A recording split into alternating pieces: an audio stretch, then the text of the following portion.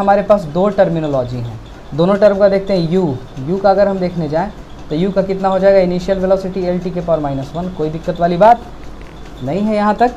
at को अगर देखा जाए तो a एक्सेलरेशन है, t टाइम है, a के लिए लिखेंगे lt के पावर -2 और टाइम के लिए लिखेंगे t। कट पिट के क्या मिलेगा, lt के पावर -1। तो देख रहे हैं आप LHS का डायमेंशन RHS के डायमेंशन के बराबर है। इसका मतलब ये जो इक्वेशन है ये डायमेंशनली करेक्ट है। अगर कोई इक्वेशन डायमेंशनली करेक्ट है तो ज़रूरी नहीं है कि वो रियल लाइफ में करेक्ट होगी, पर कोई डायमेंशनली इनकरेक्ट है तो वो रियल लाइफ में भी इनकरेक्ट ही होगी, है ना। जैसे मान लीजिए एक उदाहरण के तौर पे हम समझते हैं, एग्जांपल लेते हैं। जैसे मान लीजिए s is equal to ut plus half at², ये डायमेंशनली करेक्ट है, रियल लाइफ में भी करेक्ट है। लेकिन अगर ऐसा लिख दूँ मैं हाफ ut प्लस 3/2 at², ये भी डायमेंशनली करेक्ट है लेकिन ये रियल लाइफ में इनकरेक्ट है। तो इसीलिए ये नेसेसरी नहीं है कि जो इक्वेशन डायमेंशनली करेक्ट है वो रियल लाइफ में भी करेक्ट हो ही, पर अगर वो डायमेंशनली इनकरेक्ट है, जैसे मान लीजिए हमारे पास एक इक्वेशन है s is equal to u² plus half at²। अब ये क्या है, डायमेंशनली इनकरेक्ट है, तो ये रियल लाइफ में भी इनकरेक्ट होगी। मतलब अगर कोई इक्वेशन डायमेंशनली इनकरेक्ट हुआ तो वो दुनिया से गया, है ना। लेकिन अगर डायमेंशनली करेक्ट है तो ज़रूरी नहीं है कि वो 100% करेक्ट हो, पर इनकरेक्ट वाली चीज़ तो पता चल जाती है। इसीलिए इस एप्लीकेशन का हम ध्यान रखते हैं। और देखिए यहाँ पर थोड़ा सा एक चीज़ मैं और आपको बताना चाहूँगा, जो डायमेंशन v का होगा वही इसका है, वही डायमेंशन इसका है, और इसका डायमेंशन दोनों का डायमेंशन बराबर है। आप देख सकते हैं यहाँ पर इस चीज़ को हम लोग यूज़ करेंगे क्वेश्चन करते वक्त। अभी मैं आगे क्वेश्चन लूँगा जिसमें आपको समझ में आएगा। देखिए डायमेंशन दोनों का बराबर है ना। तो आप यहाँ तक नोट कर लीजिए, तब हम आगे बढ़ते हैं।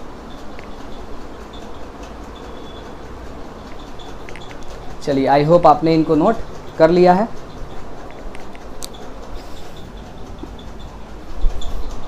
आइए अब हम आगे बढ़ते हैं।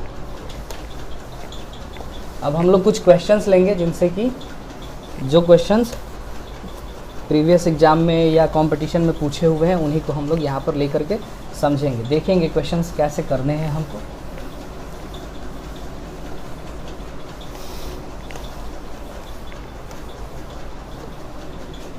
अगर आपको बहुत डिटेल में जानना है, मैंने यहाँ पर एक शॉर्ट इंट्रो दे दिया है कैसे चीज़ों को करना है। डिटेल के लिए वीडियो बनी हुई है, आप वहाँ पे जा कर के चीज़ों को कर सकते हैं। आइए एक एग्जांपल लेते हैं हम यहाँ पर। जैसे मान लीजिए आपको दिया रहे इक्वेशन चेक करने तो आ गया। अगर ऐसा दिया हो f is equal to at² plus bt plus c, कह रहा है find out the dimensions of a, b and c। a, b and c के डायमेंशंस हमको बताने हैं। तो क्या करेंगे, आइए देखते हैं।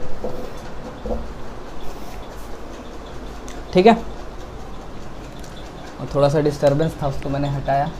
खैर, अब यहाँ पर a, b, c का हमको डायमेंशन बताना है। जहाँ पर f को इन्होंने क्या बोला है, f है फोर्स, t है टाइम। तो क्या करेंगे हम, अब देखिए हमने क्या सीखा है कि जितने भी टर्म प्लस में हो या माइनस से एसोसिएटेड हैं, इन तीनों का डायमेंशन आपस में क्या होना चाहिए, सेम होना चाहिए। होना चाहिए कि नहीं, डायमेंशंस क्या होना चाहिए, सेम होना चाहिए। ठीक, दूसरी चीज़, जितना इसका डायमेंशन होगा उतना इसका होना चाहिए, उतना ही इसका होना चाहिए और उतना ही इसका भी होना चाहिए। ठीक है, तो आइए देखते हैं, इक्वेट करते हैं एक एक टर्मिनोलॉजी को और सॉल्व करते हैं। तो अगर हम यहाँ पे लिखें f के लिए mlt के power -2, then we have to write for a का तो निकालना ही, t टाइम है तो टाइम का स्क्वायर, तो a की वैल्यू यहाँ से क्या आ जाएगी डायमेंशन में, l t के पावर -2, और ये डिवाइड जाएगा इधर नीचे, तो ये आपको क्या दे देगा, mlt के पावर ऊपर जाएगा तो -4। ये आ गया हमारा a का। ऐसे ही अगर हम b का निकालने चाहें तो b के लिए लिखेंगे b, और यहाँ पे लिख दिए t के लिए क्या लिखेंगे, t, और ये बराबर होगा फोर्स के, होगा कि नहीं, तो फोर्स का हो जाएगा mlt के पावर -2, t को नीचे भेजेंगे तो b इज इक्वल टू हो जाएगा mlt के power -2 divided by t। Further solve करने के बाद हमको मिलेगा ये c वाला तो डायरेक्ट इक्वल हो जाएगा फोर्स के। तो ये हमारे कुछ आंसर्स आ गए। कुछ ऐसे क्वेश्चंस भी होते हैं जो आपसे पूछे जाते हैं, एक ये हो गया, एक ये हो गया, और एक ये वाला हो गया। और भी क्वेश्चंस हैं जो आपसे पूछे जाते हैं, देखिए, आइए क्वेश्चन और देखते हैं। आई होप आपको ये समझ में आ गया है। इस क्वेश्चन को थोड़ा करने का आप कोशिश भी करेंगे, बाद में मेरा सॉल्यूशन देखेंगे। मान लीजिए p minus a by V का स्क्वायर, ये नीट में पूछा हुआ था, ब्रैकेट में v minus B is equal to R T.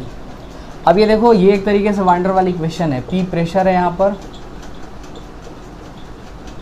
v volume है, r यूनिवर्सल गैस कांस्टेंट है,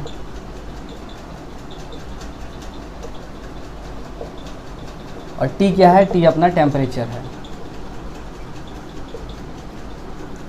तो मुद्दा ये है कि हमको बताना है A और B का डायमेंशन क्या होगा, A का डायमेंशन और B का डायमेंशन क्या होगा, ये बताना है।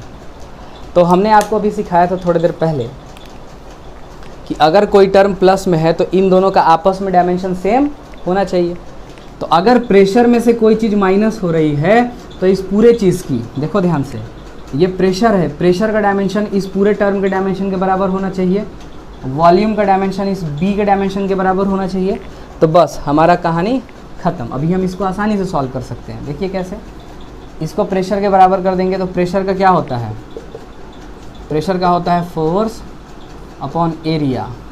फोर्स के लिए लिखेंगे mlt के पावर -2, एरिया के लिखेंगे एल स्क्वायर। तो कट पीट के हमको क्या देगा, ml के पावर -1 t के पावर -2। तो प्रेशर की जगह हम लिखेंगे mlt के पावर -2 l के पावर -1, ऐसा ml के पावर -1 t के पावर -2। ये बराबर हो जाएगा a का मालूम नहीं, v क्या है, वॉल्यूम है, तो वॉल्यूम का होता है l क्यूब, स्क्वायर है तो स्क्वायर।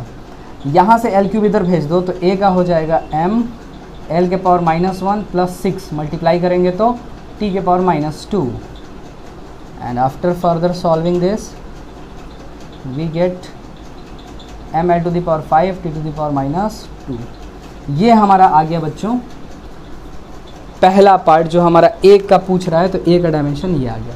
सिमिलरली अगर b का निकालना है तो b के लिए भी हम यही प्रोसीजर अप्लाई करेंगे, क्योंकि b किस में से माइनस हो रहा है, v में से। तो v क्या है, वॉल्यूम, तो वॉल्यूम का होता है l क्यूब, और इसके बराबर कर देंगे b को, कहानी ख़त्म, क्वेश्चन समाप्त। नोट कर लीजिए आप, ऐसे क्वेश्चंस आते हैं और आए हुए भी हैं, इनको आप अच्छे से नोट कर लें। चलिए एक दो क्वेश्चन हम लोग और लेते हैं, ठीक है, मिटा दूँ ना, चलो।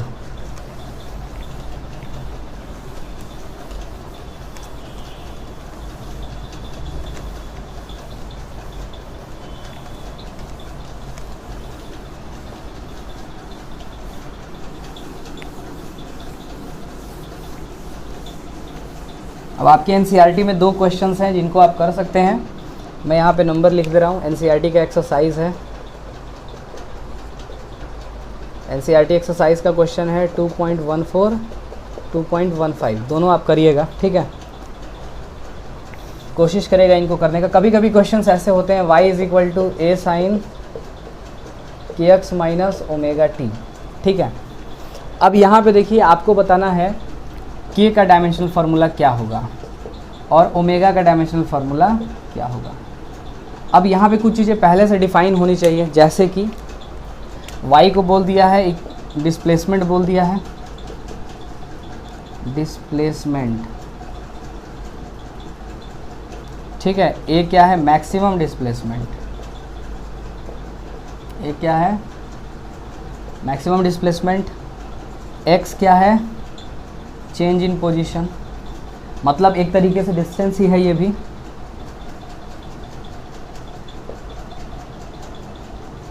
यहाँ पे मैं आसान के लिए चेंज इन पोजीशन लिख दे रहा हूँ, या मीन पोजीशन से दूरी। टी क्या है? टाइम। ठीक है। अब आपको बताना है के का और ओमेगा का। तो देखो अब यहाँ पे हमारा जो है अप्रोच क्या होगा। तो हमने क्या पढ़ रखा है, हम लोगों ने पढ़ाई करी थी कि साइन थीटा ये डायमेंशनलेस होता है। डायमेंशनलेस होता है। थीटा भी क्या होता है? डायमेंशनलेस। डायमेंशनलेस ये भी क्या होता है? डायमेंशनलेस।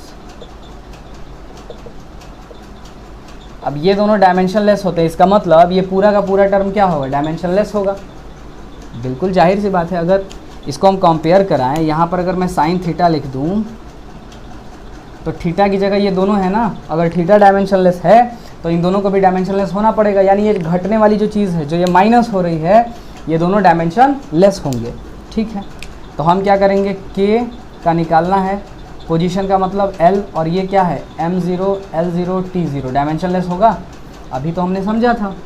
तो हमको के का निकालना है, तो L नीचे चला जाएगा, ये हो गया M0 L के पावर -1 T के पावर 0, ये हमारा आ गया के का।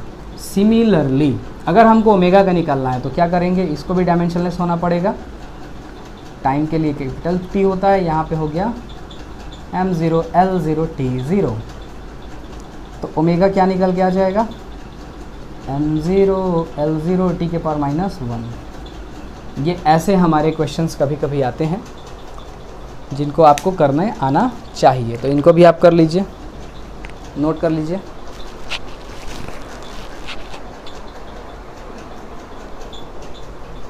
तो यहाँ पे मैंने कुछ 1-2-3 टाइप के क्वेश्चंस आपको बताए, कुछ कैसे इनको करते हैं उनके टेक्निक को बताया। और अगर आपको समझ में आता है तो आप हमारे चैनल को लाइक कर सकते हैं, सब्सक्राइब कर सकते हैं, शेयर भी कर सकते हैं अपने फ्रेंड सर्कल में। और अगर आप इस टॉपिक को और अच्छे से पढ़ना चाहते हैं तो यूट्यूब पे पहले से अपलोडेड है मेरा playlist dimensional analysis by Prateek sir. वहाँ पे आप जा कर के पूरे वीडियो को अच्छे से देख सकते हैं। ये प्रैक्टिस सेशन है, ऐसे ही मैं काम की वीडियोज़ लाते रहूँगा। तो ऐसे ही देखते रहें, सीखते रहें, क्योंकि जब तक सीखने का जज्बा है तब तक जीतने का जज्बा है। That's all for today.